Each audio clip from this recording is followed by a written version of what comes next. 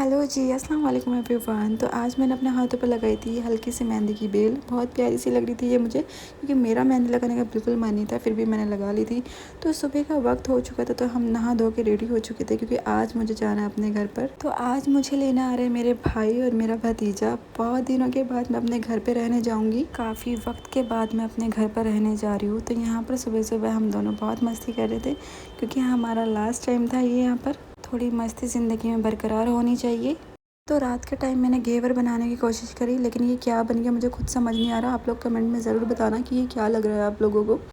तो मेरी हो चुकी थी पूरी तैयारी घर जाने की। यहाँ मेरे बैग वगैरह सारे पैक है। जनाब यहाँ पर ताला लगा रहे हैं घर का। जाते वक्त तो इन्हें एहसास नहीं होता, लेकिन जब मैं घर चली जाती हूँ तो इन्हें बहुत एहसास होता है मेरा, और होना भी चाहिए, क्योंकि अल्लाह ताला ने मियाँ बीवी का रिश्ता सबसे बड़े ओहदे पर रखा है। तो जाहिर सी बात है दोनों के अंदर बहुत मोहब्बत होनी चाहिए। तो हम निकल चुके थे घर की ओर। फिलहाल मैं अभी अपने घर नहीं जा रही हूँ, फिलहाल मैं मम्मा जी के पास जा रही हूँ। और भाई के आने से पहले मैंने सारी चीज़ें रेडी कर दी थी, क्योंकि भाई को थोड़ा जल्दी था, और भाई ने पहले ही फ़ोन करके मुझे बोल दिया था कि थोड़ा जल्दी करना सारा काम। तो उनके आने से पहले कुछ चीज़ें रेडी कर दी थी मैंने यहाँ पर। तो यहाँ आ चुका है मेरा भाई जैसा भतीजा। ये हमारे घर की शान है।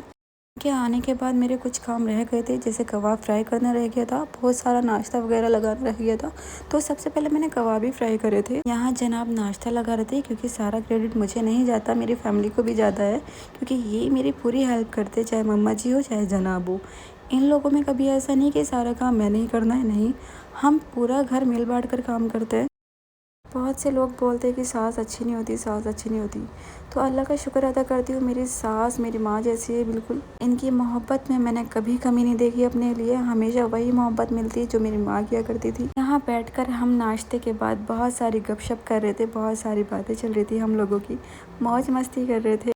ये पागल सा लड़का मुझे मना कर रहा था मेरी वीडियो मत बनाओ। जब तक सब नीचे खाना खा रहे थे तो मैं यहाँ पर रेडी हो रही थी, क्योंकि मुझे खाना नहीं खाना था, मेरा ऑलरेडी पेट भर चुका था। मैंने काफ़ी अच्छा नाश्ता कर लिया था, इसलिए मुझे खाने की नीड बिल्कुल नहीं थी।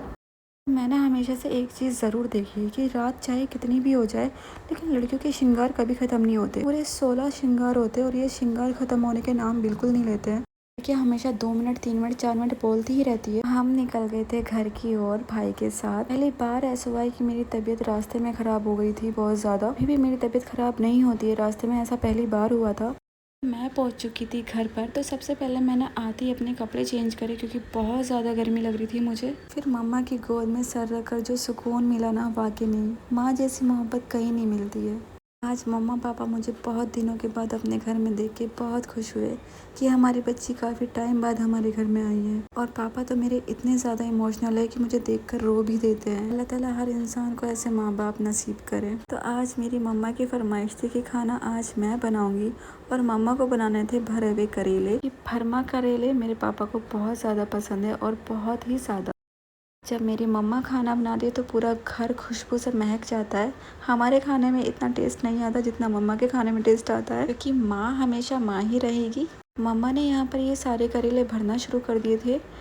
बहुत मेहनत थी इसके अंदर, लेकिन वाकई में जितनी मेहनत थी ना, उतने ये टेस्टी भी बने थे। कमेंट में सब बताना कि भरमा करेले किस किस को पसंद है, क्योंकि मुझे तो बहुत ज़्यादा पसंद है। तो यहाँ हो चुके थे ये रेडी, और वाकई में जब इसको हमने खाया था ना, बहुत टेस्टी लगे थे।